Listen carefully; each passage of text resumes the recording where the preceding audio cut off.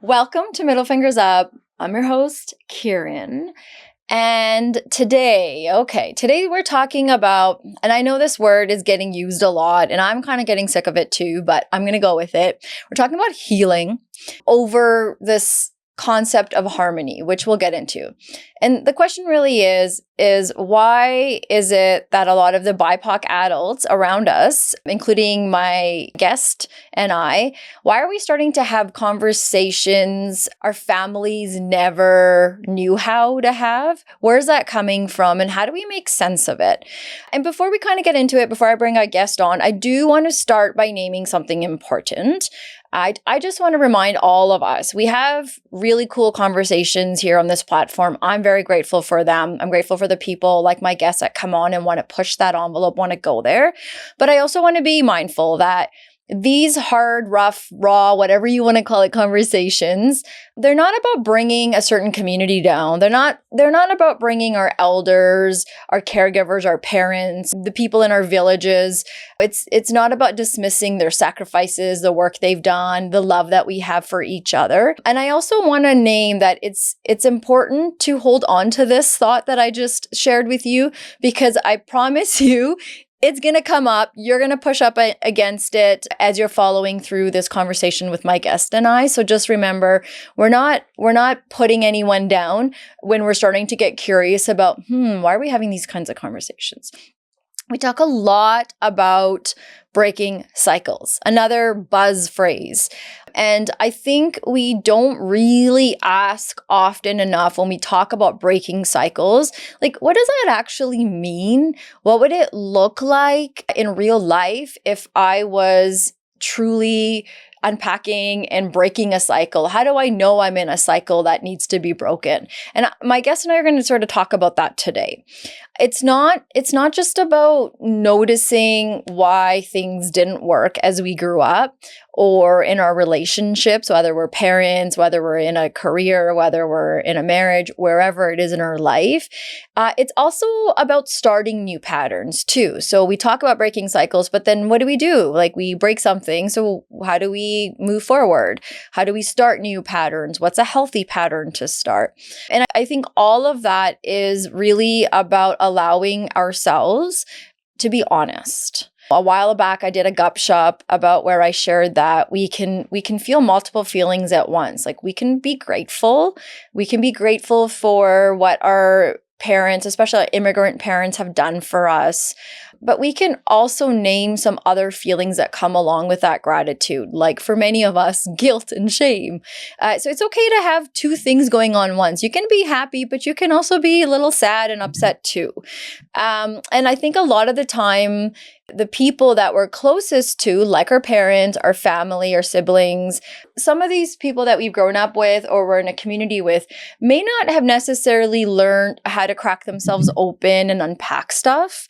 And what ends up happening, I think, is that when you're in a learning journey and the people around you aren't necessarily there, you kind of start to do it alone. You kind of feel a little isolated because you know you can't go backwards, but you also don't know how to bring some of these folks forward because they don't have the capacity to, they don't understand, they don't care to. There's all these kinds of reasons why some people are a little further ahead in a learning journey than others. And there's, again, no shame, no shade there.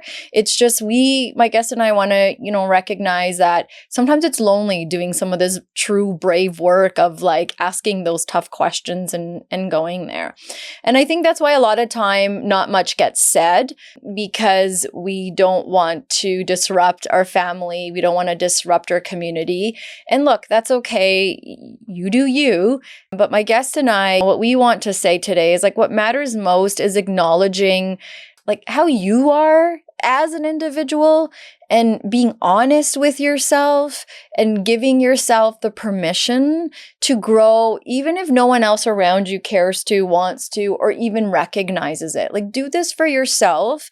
We come to this world for a short period of time, and it's okay if others aren't agreeing with some of the good work that we're doing. This isn't personal. It's relational. It's about how our family stories are sometimes silenced and how expectations then later show up when these things are silenced in parts of our bodies, our marriages, our relationships, even when we parent, especially when we parent.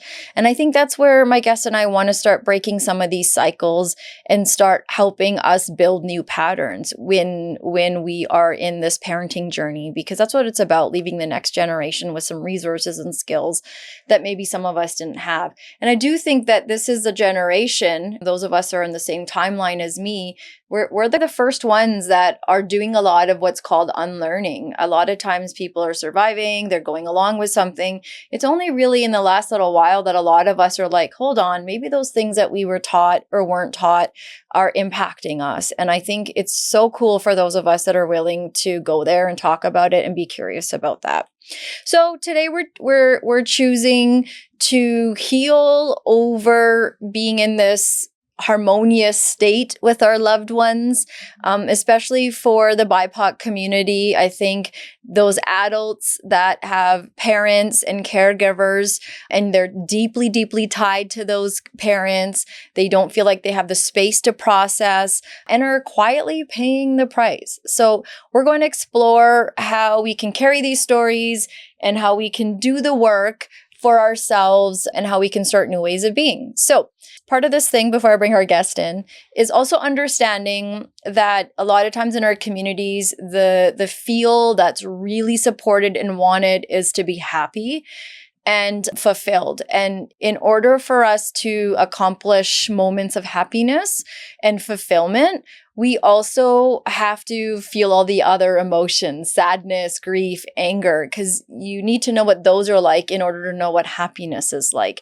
So when we suppress those other feelings outside of happiness, they just keep showing up in other ways in our body, in the way that we speak, in the way that we hold on to things. And so they don't really go away. So just keep that in mind as we have this conversation today. Okay, so I'm super excited to reintroduce a guest that we had not too long ago, Kam Bassier. Many of you will know Kam from his episode 136, You're Not Lazy, You're Burnt Out. In that episode, we talked about survival mode. We talked about what burnout can look like, what happens when people are expected to keep functioning without support, particularly what happens to our nervous system when we are not regulated, and what does it mean to be regulated? Who's responsible to keep us regulated? Kam shared a lot of good information in that one, and so we're back to build off of that episode. Recently, Kam posted a video that received some interesting feedback. And I think in our world, mine and Kam's world, when we get feedback, so there's like dead silence and we get no feedback, no likes in our insights show, no one's really cared for this video. Usually that feedback means we got to keep having this conversation. People are not sure what to do with this information. And then there's that other kind of feedback where your messages and your comments are blowing up and people have all sorts of stuff to say. And that's what happened when Kam posted this video of his, which we're going to get into and talk about. So, Kam, welcome. Finally. Karen. I know I said a lot. How we doing, bro? Oh my gosh, I was listening to you. I'm like, everything you just said is like its own little mini podcast right there. You just framed that up so perfectly, from how we were feeling, and I really appreciate you saying that this is not about bringing anyone down or calling anyone out. We are all just trying to figure things out and find a space where we could all heal and be happy and just make sense of what happened and just move on peacefully. So I really appreciate you saying that. Everything you just said is perfect. I hope you take that soundbite alone and make it into your own video, because that was awesome. But thank you for having me on again. And interesting, as you just said, the last time I was on, we spoke about nervous system regulation and how interesting and ironic that this is going to tie into a lot to what we're talking about, because the older generation, our parents and our aunts and uncles, well, they didn't even we are just learning what the term nervous system regulation is, and now we can look back, and again, not a reason, not an excuse, not a pass, but a lot of our older generation were born, raised, and still continue to exist with dysregulated nervous systems, which is a source for a lot of the issues that we're going to talk about and a lot of the behaviors and patterns that were passed down. So I didn't even think about that, but like that's an interesting thread that's going to be sort of continuous as we continue to talk. So yeah, Yeah. I'm really excited to get into it. Yeah, well said. So, okay, then let's get into it. Let's start at this video you posted. I think you can talk about the video, but where I'd like to start with you is I'm very curious, like what was going on in your world for you to talk about the topic that you did that, kind of motivated you to want to put that kind of a video out? Yeah, so I was speaking with a really close friend of mine, a childhood friend of mine, and she's married with kids, same Guyanese, West Indian background. We have parallel lives in that we both moved to North America in our early 20s. I was at 18 and she was in her early 20s, built her life, started her families, but obviously still had the same dynamic with pressure from the parents and her in-laws and whatnot. And she shared with me last summer the situation between her husband and his father and his family. And again, tons of patterns are going to come out. But one such is that sometimes there is a very strong parental figure, the one who commands respect, and everyone's sort of like he's the default leader, and all the others, so the aunts and the uncles, they all sort of defer to him as the leader. The issue comes up when that default leader has traits of narcissism, or has toxic traits and is emotionally abusive or neglectful. And my friend's husband made the decision to sort of create distance from his dad. Mm-hmm. And then what happened is the other family members came around, and they hit him with the, how can you do this? He's your father. You don't know how much time he has left. Let the past be in the past. All the while, though, from my understanding, the fathers are not willing to acknowledge anything, not willing to acknowledge or even have a conversation about how we would have made his kids feel all these years. And so he kind of stuck to his guns. And his wife, my friend, was sharing with me privately that obviously he's struggling with that, right? Is this the right decision? He's our age and he's trying to protect his own family, his kids, right? And in the conversations, it turned out that the grandchildren, who are also grown up, don't appreciate the grandfather, and they don't like the way he speaks, and they don't like the way he interacts, and they support fully. But it just, even though we know intellectually that we're doing the right thing, we're protecting our peace, we're doing what we feel is best and not putting ourselves in position to expose ourselves to more hurt, as a child, you can't help but feel like you're always going to second guess your decision. And so when I heard that, and with my own experience with my own family and whatnot, not to that extent, I felt compelled to just put it out there, more like a question, to say, is it really the child's responsibility to make peace? And I use the example, so it's not that his dad is on his deathbed, but we've heard stories before of them getting up in age, and they really want to just like, we want to give them the grace of like, hey, you were not perfect, but you did the best you could, and it's all good. And a lot of us can't do that. And that's the question, is like, how much of their responsibility is on us? Why is the responsibility on us? And so that was the first video, and it went off. And to your point, I did not expect that feedback or the reception, but the fact that it got such a big reception Like really, it's tens of thousands of people saying, finally, this is how I feel. Someone's saying it. This is exactly how I feel. People were making little cheeky comments like, how can I send this to my mama? How can I send this to my dad or whatnot? And this video still, to this day, a few hours ago, I'm still getting comments and feedback from that video. And at first, I felt like, okay, I did a good thing here. Like I acted as a voice for so many people who were feeling this way and are feeling validated. Mhm. But here's where it got a little tricky. Uh, in a lot of cases, people were saying, this is why I went no contact with my family. Mhm. This is why I went no contact with my mother or father. And obviously, situations differ from person to person. But I did not want that to be the last message. I did not, this wasn't me telling anyone, hey, cut them out. They're no good for you. That's not what we want. Yeah. That's not how we want to leave things. And so I made a follow up video, just sort of acknowledging that video and proposed, and we can get into it. I proposed, okay, I know forgiveness is hard. It's hard for anyone. But what about acceptance? What about accepting? And it is the message is nuanced, and you have to be at a certain place in your own individual healing to really hear what's being said, which is you might not get the closure and you might not get the acknowledgement.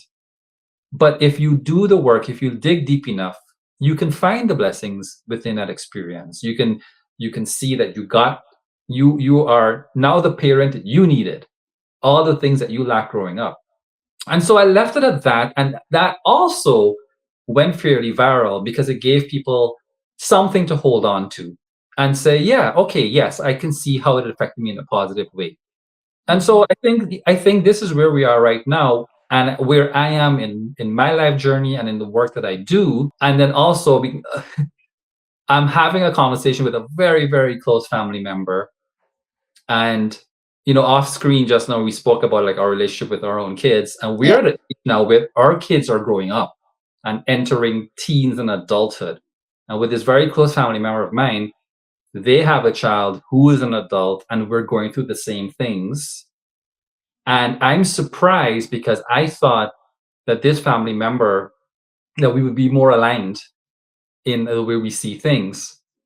But I'm now really listening to the child who's grown up, and we're having conversations.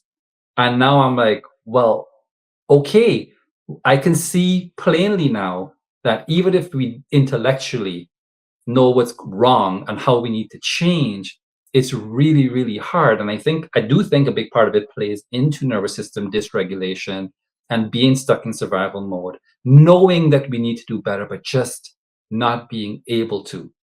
And Mhm. so right now, where I feel like we need to start forging a path forward is, yes, everything that happened is messed up. And yes, I'm happy for us. I'm like, let's get into it and let's label what's happening.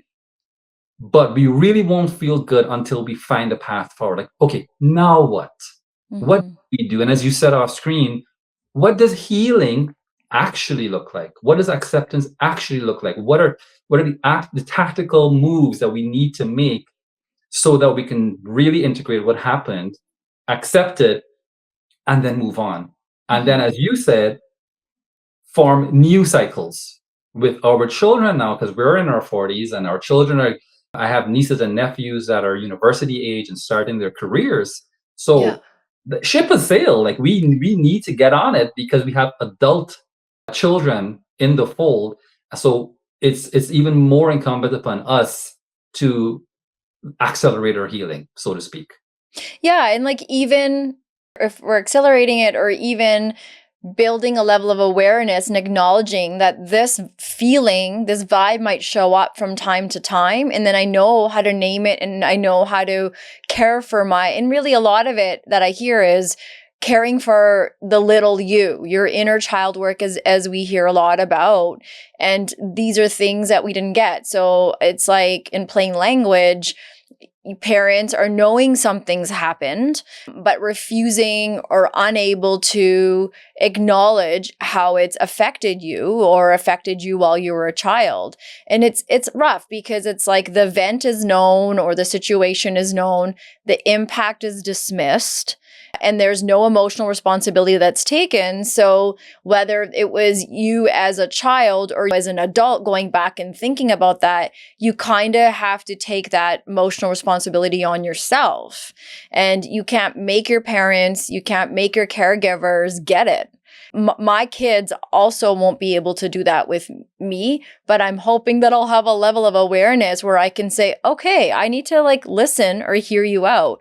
And I don't know, and I don't mean to be like a negative Nancy, but I just don't know if some of us are going to get that from that elder generation. And we'll talk about that in a second. Some of that comes from them living in that survival, high stress mode. And so we'll get into that in a minute. So it really does become our own responsibility to work through some of that. And I think knowing that you're not doing it alone, like when you had that many people responding, I think if anything, it's like there is a community of people that are sharing similar experiences. And that's a bit of a relief to not feel like you had to go through it alone or what, but knowing okay, other people are also experiencing that. So we do have, maybe it's not our parents, but we do have other people that we can go to say, oh yeah, this thing happened to you too, me too. How are you working through this? Here's how I'm working through it, or here's where I'm stuck.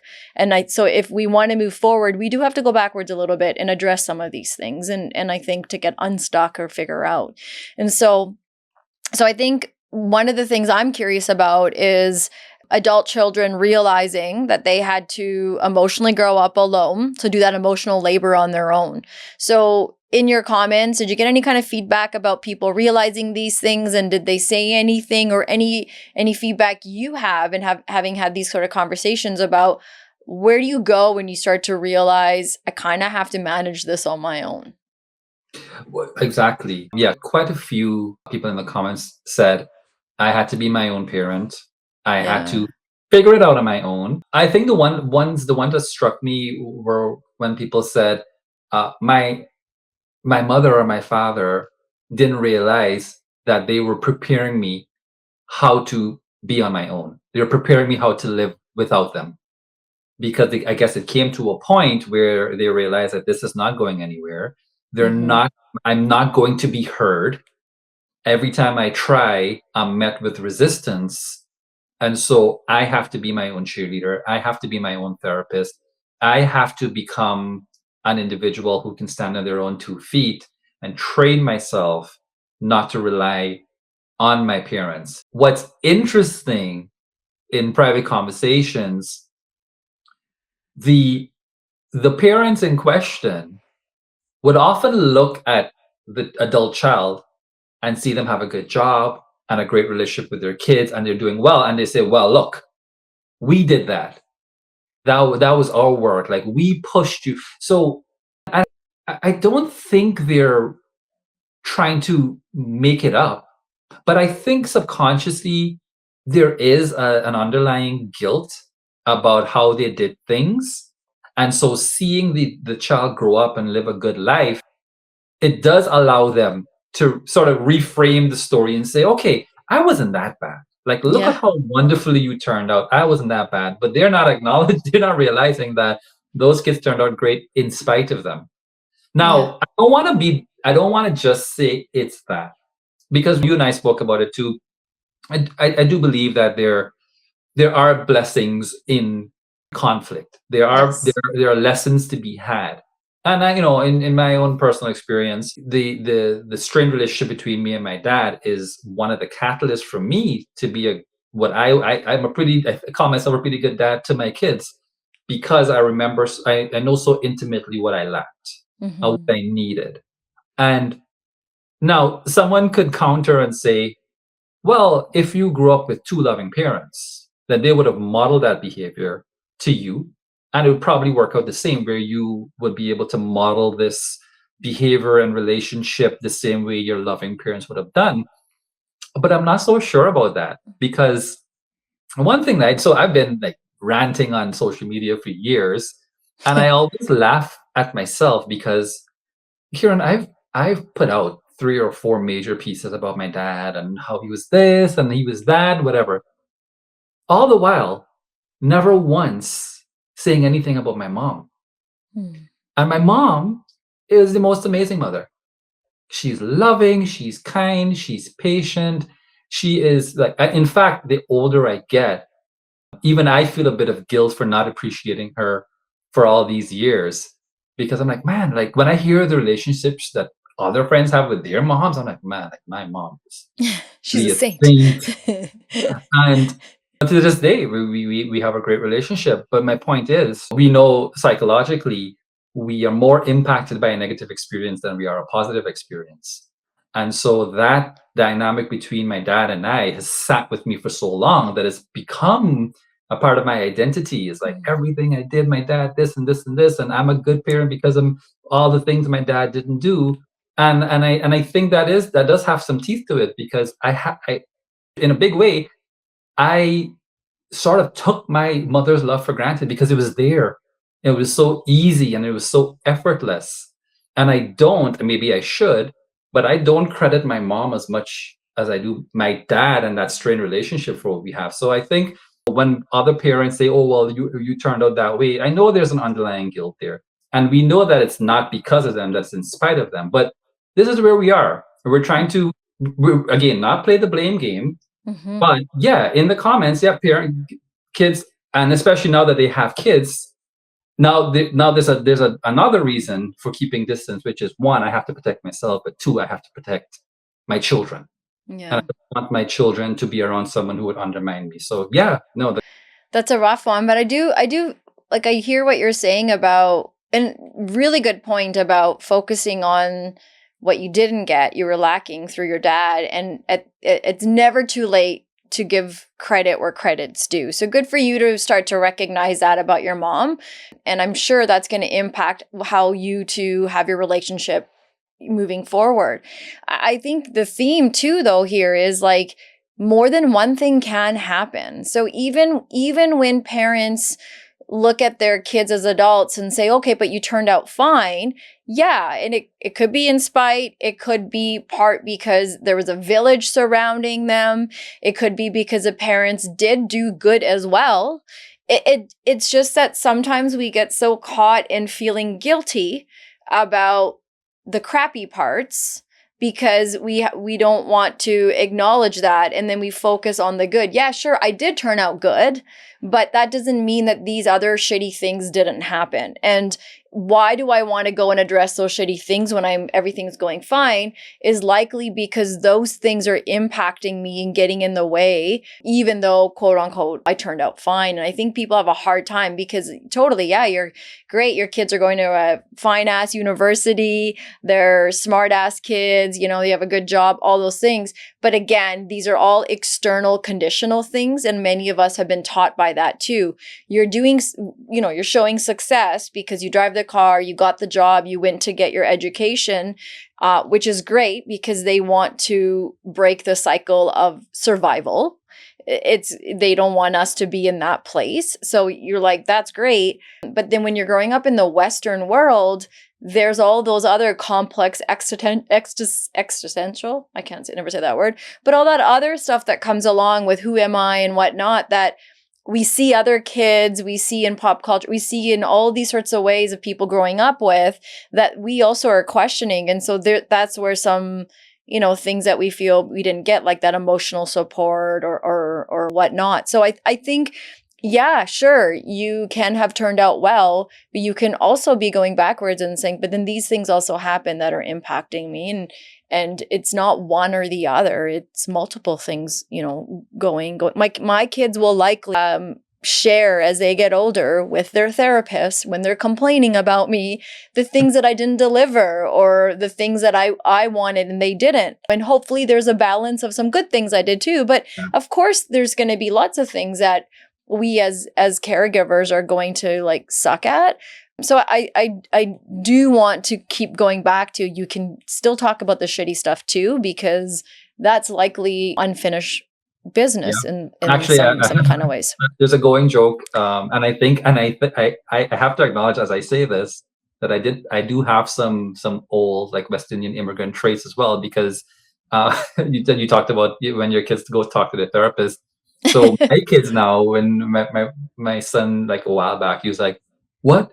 There's no goat butter, right? Because we have regular butter in the house." I'm like, just add that to the list that you talk to your therapist about, or how I argue for not having goat butter in the house, right? Yeah. But it is true. Actually, I'm curious to get your thoughts, because as I was getting ready for this conversation, interesting points came up, and we know from, like, especially from the West Indian community, we are taught about the family first and the group Yes. first, and then Yeah. we move to the Western world, and it's really about the individual Yes. Yeah. pursuit.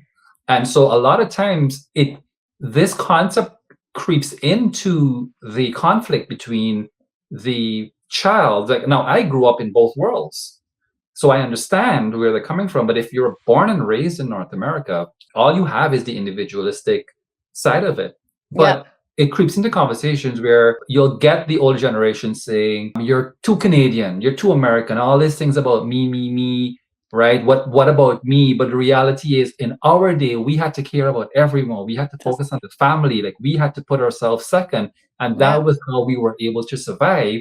And it's a lot of times they're counter to say, "You're only focused on yourself. That's your problem, right? Yeah. Your life's so good because you have all your needs met. You have this nice house and your clothes, and we're paying for your school, that you have the luxury of dealing with this." But the reality is, we didn't. Yeah. But in our space, we're sort of code switching between two systems, Yeah. right? Yeah. Yeah. Because we're in, right? So I'm just curious to hear your thoughts on it. I think you made a really good point, and I think that's absolutely accurate. Is we do live in a Western society where there is a lot of quote unquote selfishness, to be selfish, to be an individual. Look, the fact that you and I can sit here and have this reflection period goes to show how much we've evolved from our parents' time. So kudos to them, because they're right. They had to survive. And I think that thinking of how hard they had to sacrifice and survive is what gets in the way for a lot of us to address some of the bad dynamics that did happen in our homes and in our communities, because we're torn. And I think as I was preparing, I was refreshing my work mental health brain, and I started to do some reading, and I thought, oh, this will be fitting, because it's like this collective prioritization. So collectivism is, explain sometimes why guilt is heavy, because we're socialized to prioritize family and community comfort over individual feelings, as you said. And so great parts to this, obviously, like we are grateful for being part of a collective community. I think we're very blessed. But then there's also this price you have to pay as well with in being in this collective sort of mentality. And so it's almost like there's this concept called the harmony concept. And I was kind of saying this to you too, is what you touched on your video in the comments you got about this family friend that you were talking about and kind of their experience. It's not just that. It's very cultural. And in many of our BIPOC communities, harmony isn't like just a value. It's, as you said, it's a survival strategy that has been passed down through generations. So families often prioritize keeping the group together over individual feelings. So it doesn't matter what I think today or what you think, but we all have to be together. And some of it, again, was literally survival from years and years and years ago. Group of you out in the wilderness versus one of you, better to have more of you.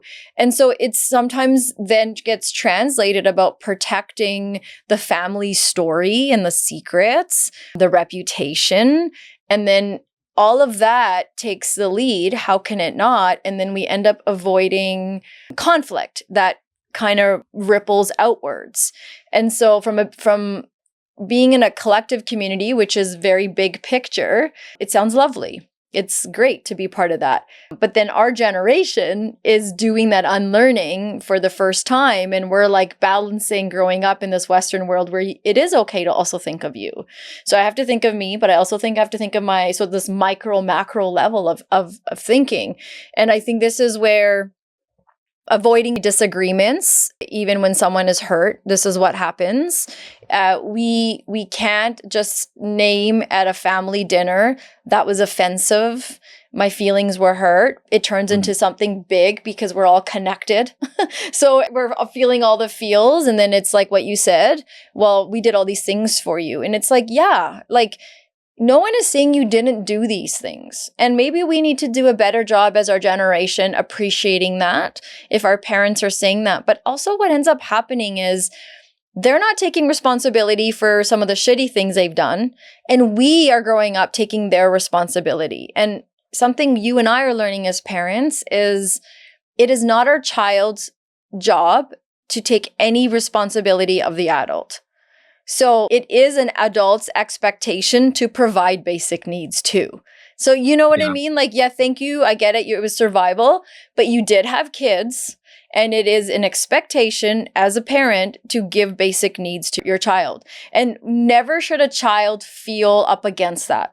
Never should a child ever have to feel like, yeah, you're right. You gave me this house. You worked for me. You gave me this food. And that's how a lot of it is translated to us. So then we feel fucking guilty all day long. Yes, You gave me all these things. You worked so hard, but that's the ace. That's the ace of the sleeve. Is like we're not allowed to question the faults or anything that bad had happened. Yeah.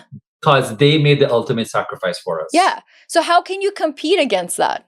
It's like a God complex. Like, how can any of our emotional feelings, getting bullied at school, getting sexually abused by the family member, being abused in other ways, whatever our individual stories are, how can any of that compare to this above, I did all these things to put you here? And you're like, yeah, like, you're right, you did. But you also chose to have me here. And now you also have to learn how to be responsible as a parent and say, okay, that bad thing happened to you and I couldn't provide that for you or what.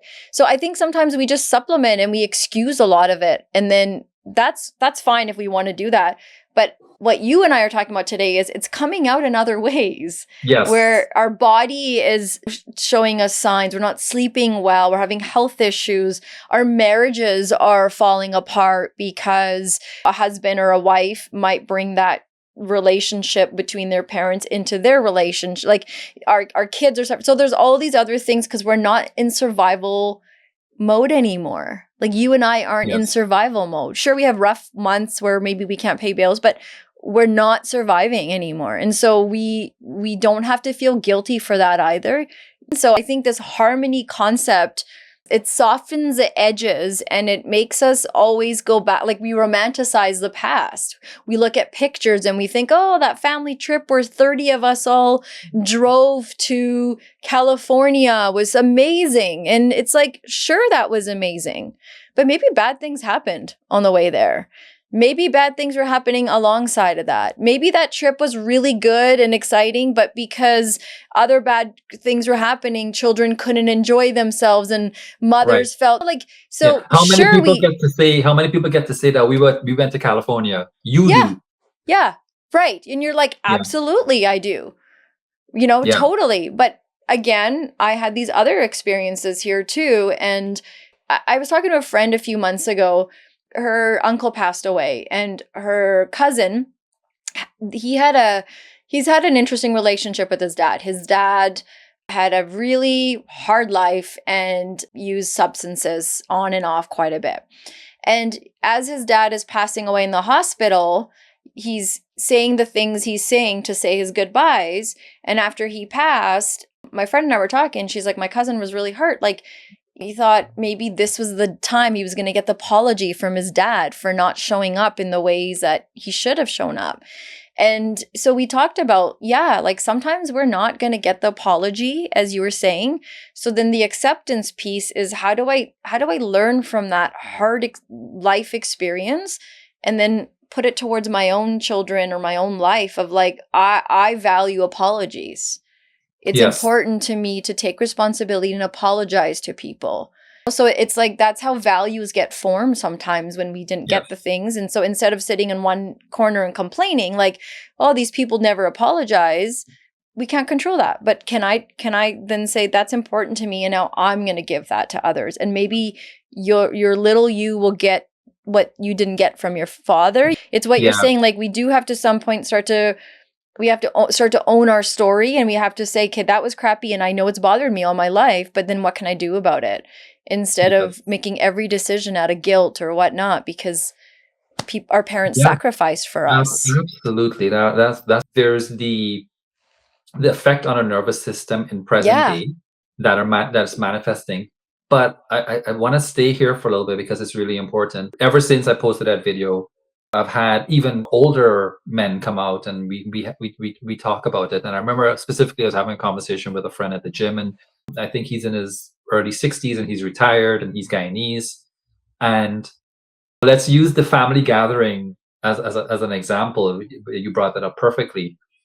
And when you're there now as the self-aware adult, and you're now coming in with this level of self-awareness, and you understand the dynamic of these social gatherings. And we had a conversation about what healing would look like to the villager in Guyana, the guy who lives in the country, right? The West Indian. And the first thing we both had to admit is that, as you said it, and you're right, Karen, but oftentimes there's a disconnect in even education level, right? And emotional intelligence and awareness. And it doesn't mean that the older generation is incapable or doesn't want to hear it, but sometimes the academic modalities simply doesn't carry over. And so then my question to him was like, all right, so then how do we heal? How do we know we're making peace? And we both sort of shared stories. And this is more of a male thing, where you'll get into a dust up with a friend and you're like going, and then you argue or you throw punches or whatever it is. And then there's the distance. And then you want to make peace. But again, we don't have the words, we don't have the terminology, we can't really label how we're feeling, but we know we don't want this distance anymore. And what often ends up happening is you bump into each other, right? And actually, so my friend said something interesting. Instead of one of us going, man, listen, I'm sorry about how things went down, it's been too long, they'll actually crack a joke and say, oh, this guy, like, he doesn't like me anymore. He sees me, he doesn't even call me, he doesn't even reach out to me. They haven't spoken in 10 years, right? But that's how we break the ice. Or use the family gathering as an example. Sometimes healing could look like you actually agree to just break bread together. And you sit and there's no conversation. But the conversation is, I am willing to be in a space with you again. And we're going to talk, and maybe, and I know this is going to get sticky, because our generation, we don't like small talk. Feel the small talk is a dismissal, right? Or like an invalidation of what's really going on. Like, we have stuff to talk about, but we're talking about the recipes and the menu and the weather and who got a job, but there's this elephant in the room. And I'm trying to find the space now, because I can acknowledge that sometimes that is the doorway to healing, where it's just being able to sit together and have small talk. And then in that moment, you'll begin to remember why you were close. You'll begin to remember, like, and I'm talking more of like adult dynamics, not necessarily child parent. But I think it's important to bring this up because I know there are people of the older generation that want to heal, but this idea of dialogue, of sitting and just like really articulating our feelings, it's not going to happen. Yeah, Not because they don't want to, intimate. because it's just not something that comes naturally to them. Yeah. So I am so open right now to like, okay, what could be a safer space? And then the second part to what you're saying is, even if you don't get it, even if you don't get the validation, so you don't get the validation, they don't admit the fault, where does that leave you? Yeah. Right? And how do you move forward? And it might be that the whole dynamic of just agreeing to share the space together, and not, because here's the other thing, and I'm learning as I get older now, that our generation, the older generation, does pay attention, hold things in, are aware of it, but they're not articulating it. So Yeah. if you're the child that's always saying, I need you to acknowledge this, and you did this, and you did this, and you did this, they are feeling guilt.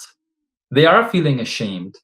But because of their conditioning, because of all the things that we know and we don't know about their past and upbringing, and of course we know for a fact that the older generation, rule number one, don't talk about your problems. Yeah. Everybody got problems. Just be Your happy. problems are not bigger than anyone Yeah. else's problems. And Yeah. I don't think, and I think to some extent, in certain situations, actually to some extent, we can adapt some of that in a healthy way, because sometimes we just go overboard with the verbal diarrhea and just be like, oh, everything, Processing. Yeah. processing, right? So I think where we are right now is, it would almost for me make sense to go in not expecting the acknowledgement. I think there are two types of the older generation. The ones that are willing to say, I messed up. Like, Mhm. I didn't know what I was doing. Like, my mom had her first child at 19, Mhm. right? We didn't know what we were doing. Mhm. My uncle moved from Guyana, 30 degrees, to Winnipeg, Manitoba. Oh my God. He always tells the story of him riding a bicycle down the street with his wife in tow in Oh my minus gosh. 15 temperature. And I'm like, that has to count for something, Yeah. right? Oh Like, yeah. Yes. Yeah. I know he's on his own healing journey now, and he's got 4 beautiful children, and he's got grandkids, and we talk all the time, and I can see a man who has regret. I Yeah. can see a man who has regret, but one of his sons is a doctor, and he'll say, look, and him and his wife, they were janitors for 20 plus years, Mhm. working 3 a.m. shifts. Mhm. And so I'm like, that has to count for something. Yeah. And even if he can't acknowledge or articulate himself in that way, he will be the type of person that says, I know I messed up, and I'm here now. Can we move forward? And I think for a lot of us, that would be enough. Yeah, That would be totally, absolutely. And right. then and seeing some kind of change. But again, as we've said, it may also not happen. And whether our caregivers, our parents, or those that raised us are feeling it and aren't sharing it, don't know how, like you said, there's all these different, we can't assume. We can't sit from our position and say, well, it's because they just don't want to. There's lots of complicating factors. But that also then means that going back to, and I know it's repetitive, but sometimes you have to say it over and over, is okay. Like, if it's impacting me that I don't have that closure and it's unfinished business between me and my dad, or me and my mom, me and my grandma, whoever it is, then that is worth working through. It just might mean it may not be with that other person, because they may not be able to meet us where we're at. And Yes. at some point, as adults who are trying to grow up with some kind of level-headedness, you start to figure out how to do it on your own. I think where the struggle is not acknowledging it, and it's impacting your own relationships, because you grew up in a home where no one talked about anything ever and everything was conflict avoidant.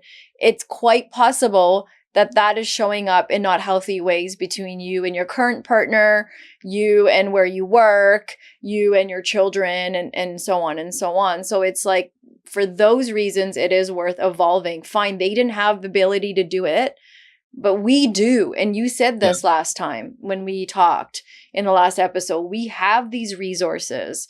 We have all of this knowledge. And on one hand, that's great. I think on the other hand, though, it's like we also have a lot of rationale for why our elders didn't do what they didn't do, Yeah. or did what they did too, Yeah. right? Like, we're like, oh, intergenerational trauma and all these things. So then it's like, don't forget, you do have to also look after you as well. Good to have that, what they didn't know, they weren't able to do.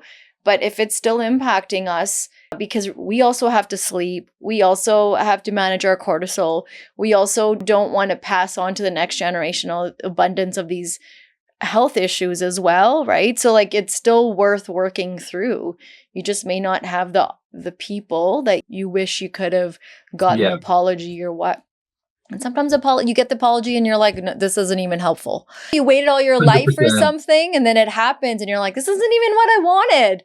I don't even know what I want anymore because I've lived all these years with guilt or whatever it is. So it's worth just working through it in whatever capacity we can. It's actually a great segue. It's like, you're right.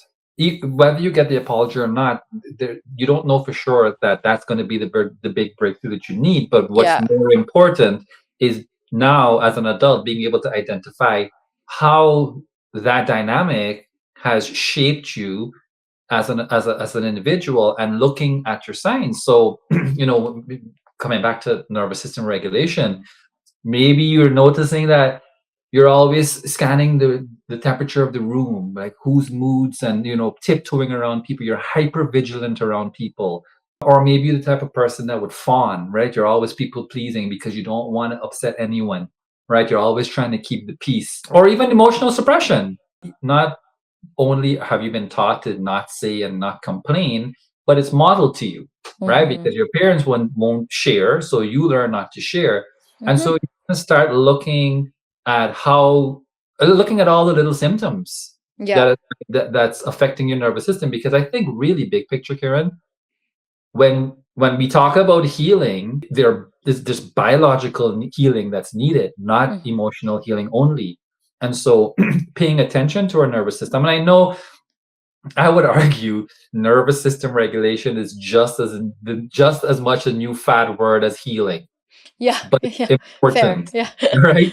And it's relevant, and we have to know. And again, cortisol and stress Oh, response, right? So if we can start looking at, hey, in a perfect world, your parents apologize, you have a big hug, but even with the apology, you're still you, and you are still now left with all of your coping mechanisms. So that's why, even in my healing work, I have clients that have multiple coaches. I have a client that has 4 coaches: a spiritual coach, and financial coach, and then the wellness coach and the fitness coach. And I almost always find myself coming back to this speech, because they're like, oh, I'm uncovering this and I'm processing that or whatever. And I'm like, that's wonderful. But at some point, we have to accept that things may or may not go the way we want, and we're still left with us, yeah, man. Exactly. Yes. right? Yes. We're still left with us. And so now it's still our work, Yeah. whether they acknowledge it or not. And I do wish that everyone has the opportunity to say what they need to say and get it off their chest. I had an opportunity to say it to my dad, and just like you said, it was not the response I was hoping for. Yeah. Right? I was just sort of stonewalled, and that was the last time I even spoke to him. He died a year later, and what did that get me? Mm. 10 more years of trying to figure that shit out, Yes. right? Yes. Because I didn't get the closure. So let's pay attention to how we're affected now. We talked again off camera. The relationship with your kids. Are we Yeah. snapping? Are we tired? Are we avoidant? And I know, like, I don't want to just have this broad strokes statement, but in this context, yes, all the unhealed stuff from our past, including the dynamic with our parents and older family, is still manifesting in our day-to-day life, Mm-hmm. in the symptoms that we're struggling with, in sleeping for 8 hours and still waking up feeling exhausted, always being hypervigilant and tiptoeing around people's moods, obsessing about interactions that you would have had, people pleasing, not being able to set boundaries, not being able to advocate for yourself and to articulate your grievances or whatnot, with work, with colleagues, with your boss, with your spouse, with your kids. Totally. Yeah. Like, all of this is the aftermath Yeah. of right. So as much Yeah. as we say, yeah, the healing and again the dialogue is important, now we need to, like, when you said, and I felt it was a great way you teed up this session, is what does healing actually look like? Mm-hmm. And now the research is coming out more and more. It's like, yeah, we need to start with our health. And what does health look like? Well, 20 years ago, I would say, Kieran, if you just like lost 20 pounds and got in shape, everything's fixed and you're going to be great. And that's true. Move more, eat less. There you go, right? And now it's like, no, you've actually got to rest more. You've got to give yourself more grace And let me just, it's very important to make the distinction. When we say rest in wellness terms, it's sleep. And when we say sleep, it's not shut your eyes, wake up. Like my 8 hours versus someone else's 8 hours are different. We're talking about Yes. quality sleep, which means a wind down routine at night, and like getting off devices and doing something peaceful so that you can actually settle into a good night's rest, and then waking up feeling rested. And then there's sleep, and then there's rest. And this is something where a lot of us are just not, like, really missing the mark on this. It's not just rest where you're just sitting. There's emotional rest, there's sensory rest, there's mental rest, physical rest, of course. There's, like, I think, 7 types of rest. And we need to actually, based on what's being demanded of us, pay attention to the types of rest we need. Carolyn, my wife, made a joke the other day, and I snapped at her. I'm like, this is why you're so exhausted, because she's been on a journey of healing, and she's a doer. So she's always going, going, going. Yeah. And she said, yeah, I recognize that I need to rest, because when she doesn't rest, she's got a million foot problems, bone spurs, plantar fasciitis, the whole nine. And so she's like, yeah, I need to rest more. And so there was one day where I'm like, hey, people pay me for my advice, so you should probably just give my advice, right? I'll give it to you for Yeah. free. Okay. I'm sure And I she said, loved go that. rest. Yeah, go take a nap, go upstairs and just rest. And she said something that I think is the way a lot of women think, because it was a quiet day and there was not a lot going on. And I'm like, hey, why don't you go rest? And she's like, rest from what? And I said, oh, what do you mean? Like, today is a day where you can rest. And she said, well, I didn't really do much today. And I said, well, that's my point though. You don't have to earn rest. Like, you don't have to be tired first to then justify wanting rest. It can be a quiet day, and you can still say, in fact, you should still say, hey, it's a quiet day today. I'm going to take a nap. I'm just going to go close my eyes. I'm just going to lay out on the couch and pick up that book I've been meaning to read. And I would love to hear your thoughts on this. There's this feeling like I should only rest if I've done something. But if I haven't done anything today, what am I resting for? What are your thoughts? I'm really curious to hear your thoughts on that. Oh, you said it so well. Like, I think the first thing is asking ourselves, where does that come from? Because my husband had to tell me years ago, I was doing something without realizing it, which would be like walking up to him. Let's say he's sitting on the couch and I'd be like, okay, Carrie, so I washed this, I did this, I cleaned that, I mopped this, I'm going to do this later, and I'm going to make a list to do that, and blah, blah, blah, blah. So it's okay if I just sit for a bit. Like, I know, I learned that I was asking for permission. And he's like, please, like, do not, like, this puts me in a weird, like, I'm not giving you permission, you do you. And so then I started repeating it just in my head. Okay, I did this. Because exactly like your wife, and probably like many of us, we've watched our moms and our dads and people, whoever raised us, maximize the day to get everything they have to get done. And you remember Tony Robbins, like, you sleep when you're dead kind of mentality. So you're alive, do everything. So we really have to push a lot of that. Like, it's a lot of work to break that, being taught that for many of us. So I'm in that same boat too. And you don't have to earn it, as you said. And so, like you said, so what does healing mean? So it's like these scripts that we've learned from somewhere, and now we're just trying to reword them. And it takes like a very long time to break a habit. I'm coming up to 1 year of not smoking marijuana. And I smoked marijuana in the last little while from morning till bedtime. Like, I can function all day. You wouldn't know. It was like a numbing medication. It was great. I was happy. I was the best. And then I decided to take a year off because I needed to, I think, work through some things to not be smoking all year. And I'm not a big drinker, so marijuana was my vice. And so in not going right back to it, I had to leave friend spaces, like literally stop talking to people. I had to stop going to certain areas in my home. I had to stop listening to certain musics, like all these things that were connected to my habit. And so why am I sharing this? I'm sharing this because just like your story with your wife and this rest, we have these habits that we have formed. Neural pathways have told us this is what we got to do. This is what we do. This is what our brain keeps doing. And so just saying it or, talking to someone on the phone and saying, yeah, I'm going to do this. It takes a little more effort and sticking through to be able to get to a place where you're napping on the couch or you're doing the thing that you weren't doing before. So it's like a habit, and it takes a solid year to like sometimes break out of the things that all our life we've been doing, which is I'll sleep when I'm dead. Yeah, I'm And really curious because I'm a recreational marijuana user myself. yeah. Um, how has it been for the year? Do you feel like there is a huge difference? Like, I'm curious because my wife and I go back and forth. She's off Yeah. it completely now. Yeah. I'm still recreational. I'm very minimal. Yeah. Because the cold turkey thing, I can go weeks and months without it, but I always sort of come back to it for my own reasons. But I'm curious to hear how it's been for you. Yeah, thank you. Good question. My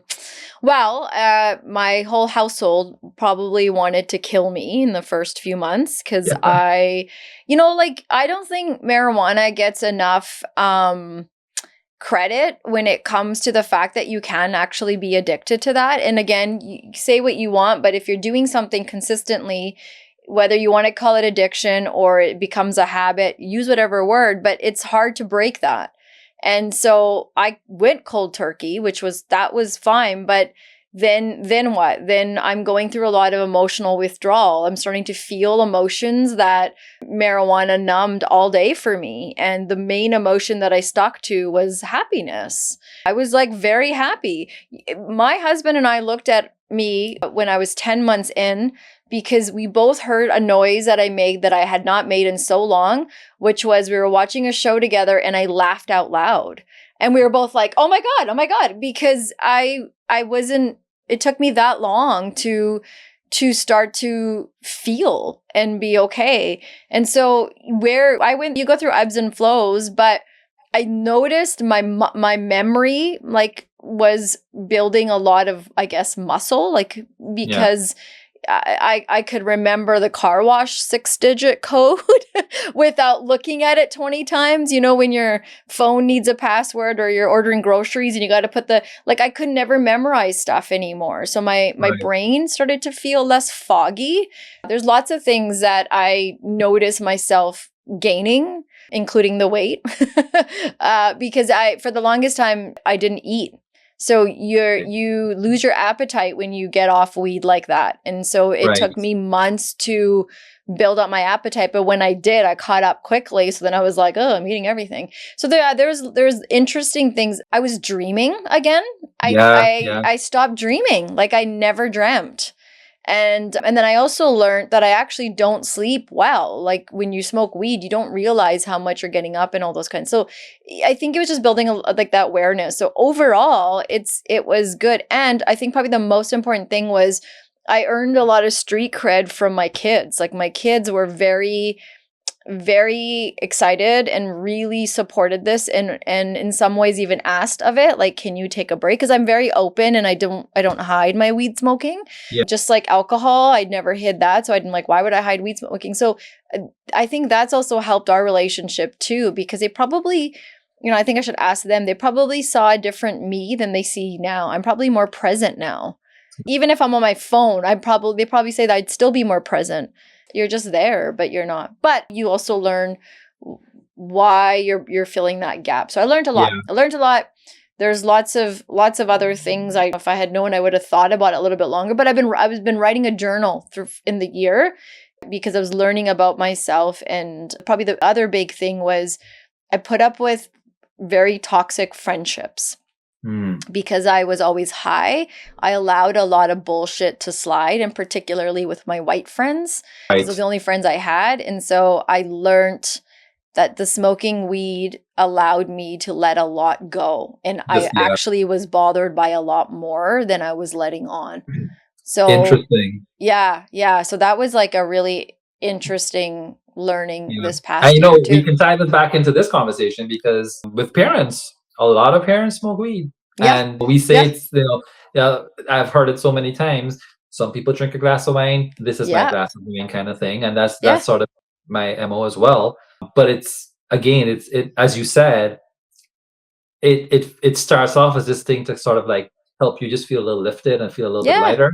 But underneath that, it's avoidance, right? It is just sort of like I don't want to deal with this right now. Like, I've got so many things going on, so I'm gonna take this because I just and not just that, I want to feel good for a little bit. Like I Yeah. just Yeah. want to feel good for a little bit, so Yeah, I'm like there's no harm in going out. I mean, we grew up in the clubbing days, man. There's no harm yeah, in going out and getting your drink on if you're, being healthy about it. And obviously, this is like a PSA, figure that shit out, people. yes, Do not drive. But it's the same thing with weed. If people feel like everyone's got to decide that for themselves. So there's no guilting anyone that right now that's like, oh shit. For me, if I didn't smoke weed, I wouldn't be functioning in the way that I functioned for so long. Like, right, and so that wasn't okay anymore. yeah, That's why it was for me, it was I'm not being me. I'm just smoking weed. Sure, if I don't know what I'm going to do after the year, but if I did do it recreationally, I'd have to have a lot of rules around it. It'd be yeah, like having a fun weekend where you're going to go hang out with someone and you smoke a J or whatever it is. Like I have to have a lot of rules because I know there's more benefits for me to not do it. And I love it. That's the yeah. problem. So Like that's why I never I stopped. really love it. I've stopped and started and stopped, and so I'm aware what exactly what you just said. I have a lot of rules around it, Yeah. around the usage and even the potency. Yeah. So I still dream. I still have dreams because my usage is so low. Right. But I don't know if this happens to you sometimes. I'm sorry that we're going on a different tangent here, but we'll bring it back. Yeah, yeah, Um, yeah. We promise. yeah. Um, Sometimes when I take a break or sometimes when I smoke after, and originally because I had a business and it was a really stressful job, I felt it was unfair to my children and my wife because like you can't always not bring work home, Yeah. and so I would have a hard time just checking out completely and just letting it go. And so when I smoked, it allowed me to just sort of move past that. Yeah. And I would come back in, I'm like, okay, I'm good. And I'm loving that. I'm happy. Exactly. I want to Yeah. spend time with my kids. I want to hear about their day. But before that, I just couldn't. Yeah. And, and now, but, you know, weed was the catalyst. I don't want to say that it was a catalyst, but it was there that actually sparked my healing journey.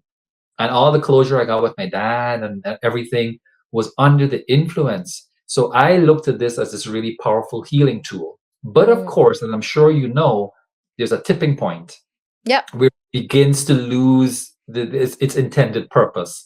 And then you're just doing it to do it because it's a habit that you formed. Yeah. And so Yeah. you go to the stopping phase of it.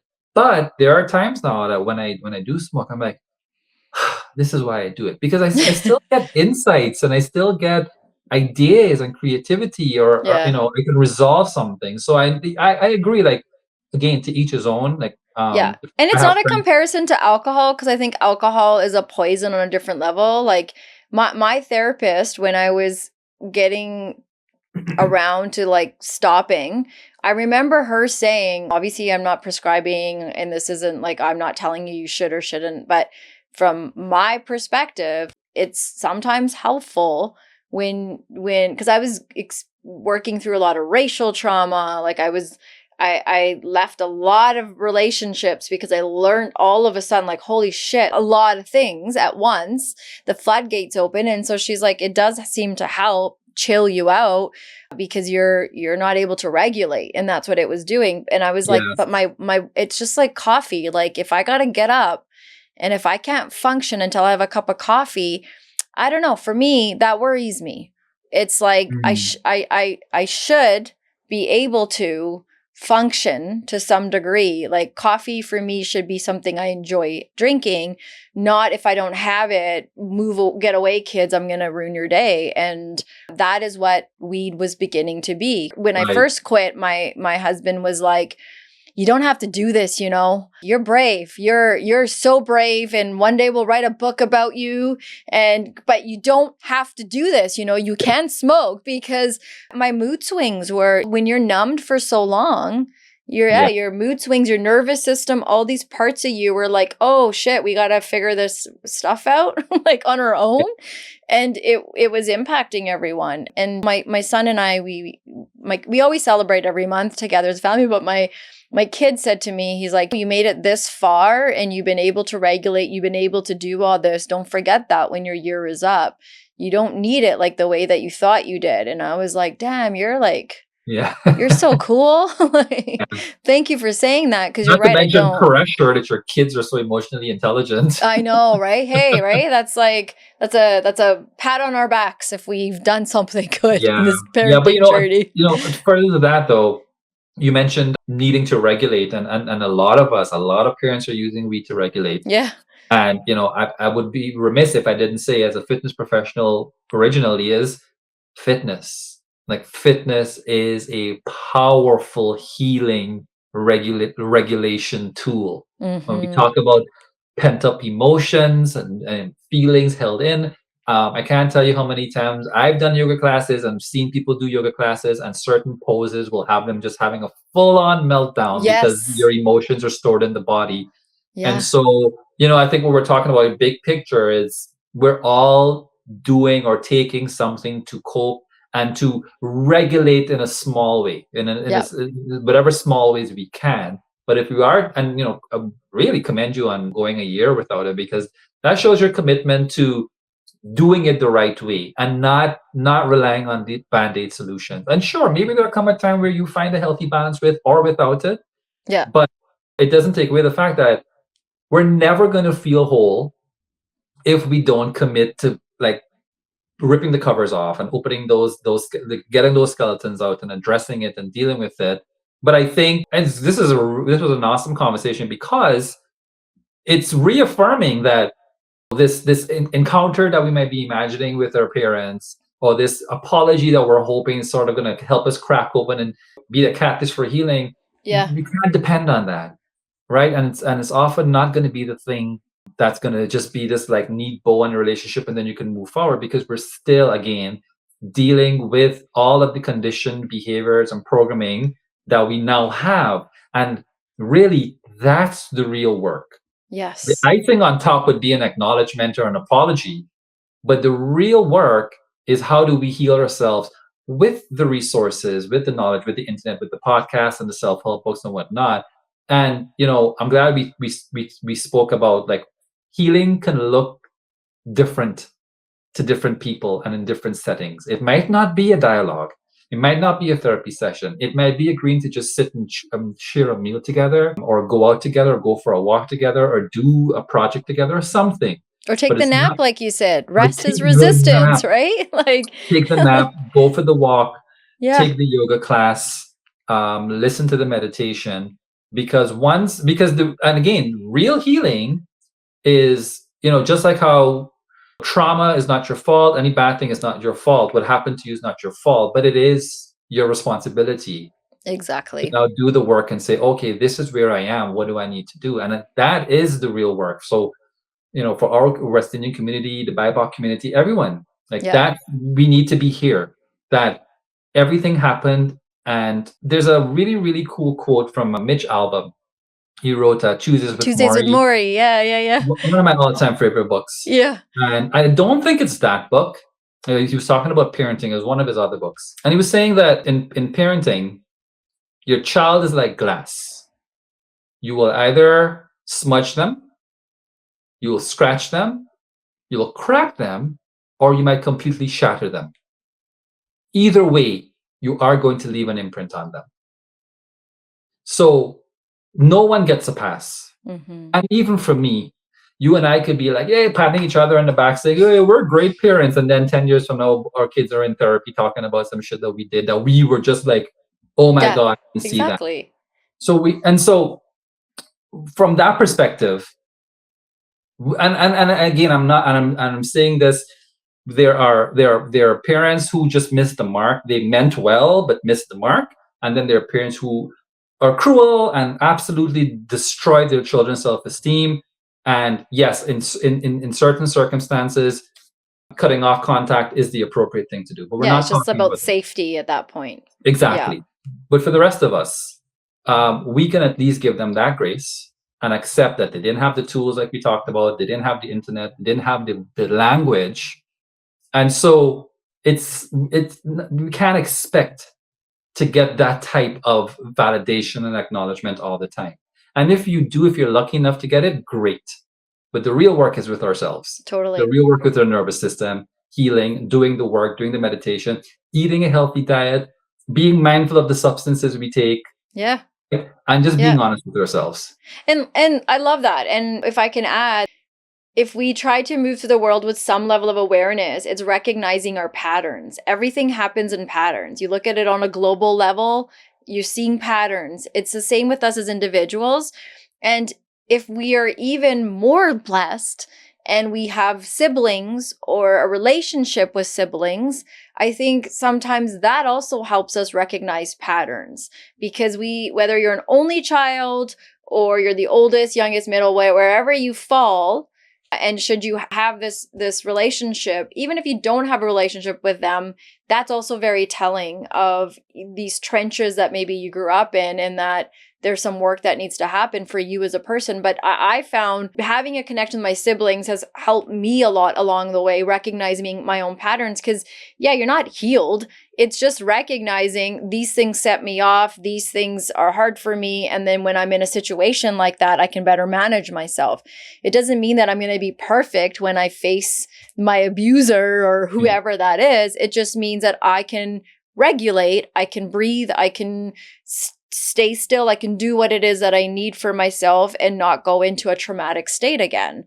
And we do all those in different levels. And I think sometimes having siblings is like having movement in your life. It provides some kind of regulation and closure for each other. I'm the oldest, and my sister's the middle child. My brother is quite a bit younger, and he's shared really great, brave things with my sister and I too about, you guys kind of left at one point and I was way younger than you and I was by myself and I had to you guys did all these things for me and then I had to figure all this shit out. And you go back and you're like, oh yeah, I was working a different path in my life. I didn't even think about that. Yep. So can we patch that? Can we work through that? And then it helps me understand.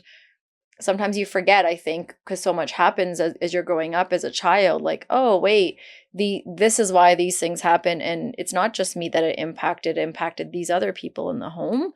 And so I try to help my kids have that connection too. You can hate each other, but you gotta also love each other, because you're gonna need each other at some point. When you hate your father and I, you two will need to, therapy will do its thing, but you guys can. And again, I get that not everybody has access to that or whatnot.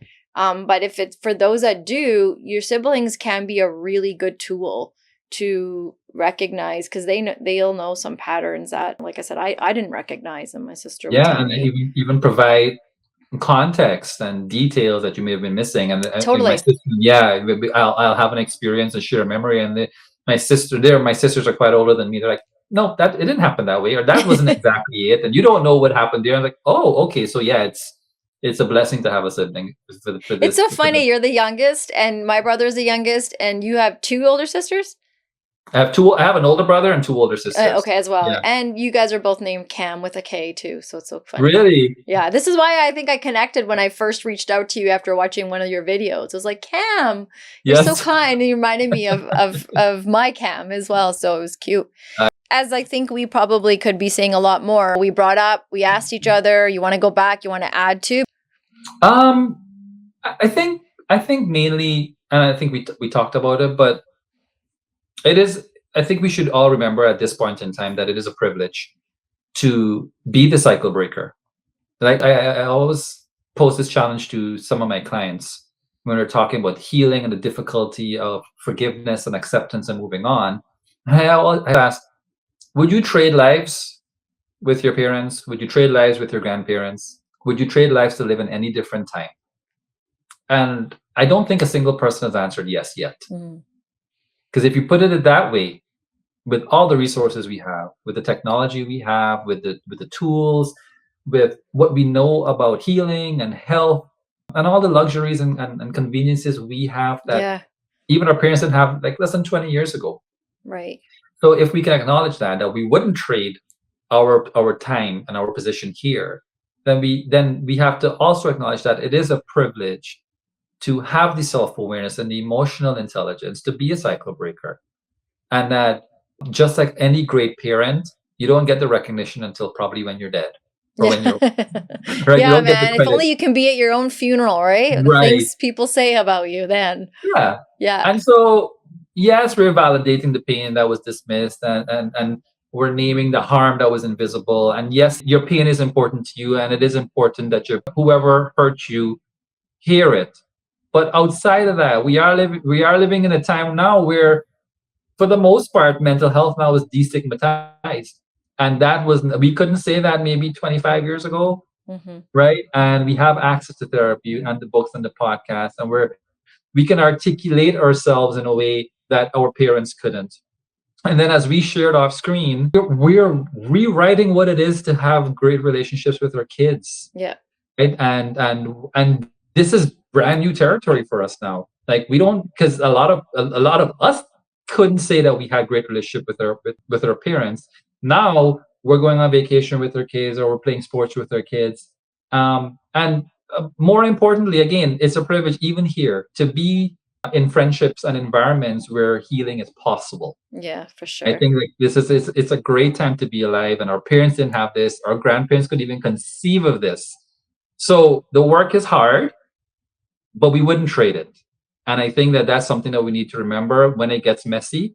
Is that we're in a privileged position, Yeah. and we should remember that.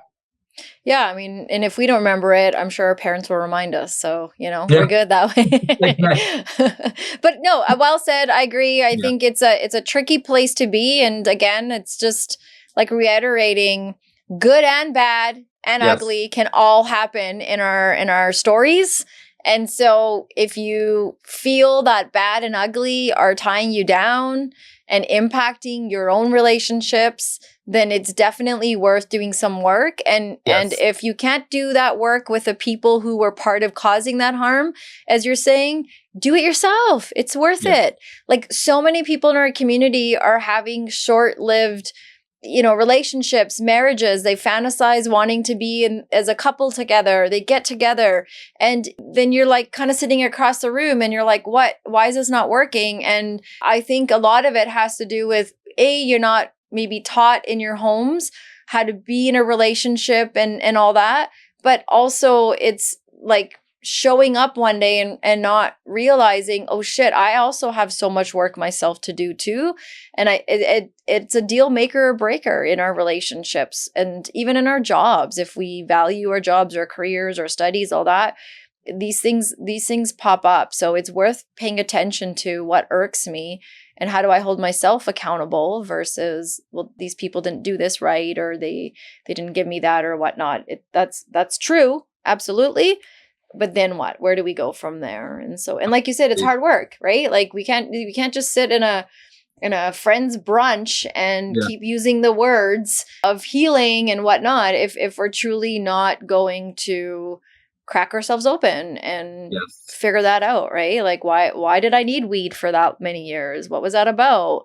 Why was I having those mood swings? Why is it that, sometimes my temper goes off? Like, I'm just outing myself to you guys because I know from where I'm sitting, I have so much work that I can be doing myself that putting it on others is like, I don't have time for that because I Yeah. can be doing that myself. So my Absolutely. friend, give me a middle fingers up today. What are we going to do? Man, I get it every time. This is the second time doing it, and I've been thinking for like 48 hours about what I would say. But this time, I would like to say middle fingers up to waiting for people to change and situations to Oh, change and parents to change, and recognizing of the privilege we had that we just talked about, and recognizing, as you said, and I think this has been a theme of our entire conversation, that two things can be true, yes. right?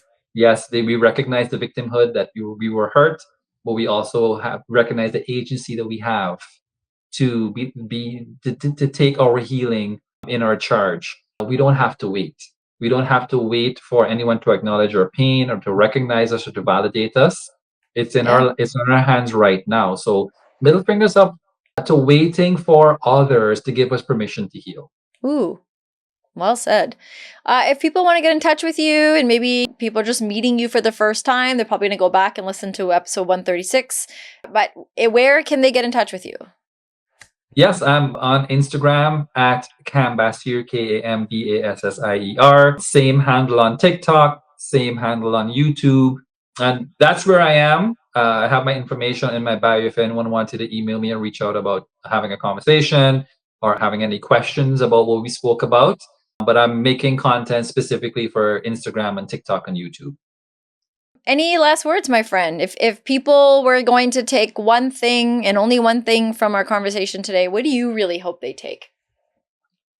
I think what we just touched on, which is I'm assuming whoever's listening to this right now, we're we're in our 40s and mid 40s and 50s, and we're coming. There's a phrase, there's a philosophical phrase where they say a man lives two lives.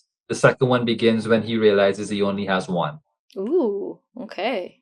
I really believe in the work that I'm doing, and I have tons of conversations every week.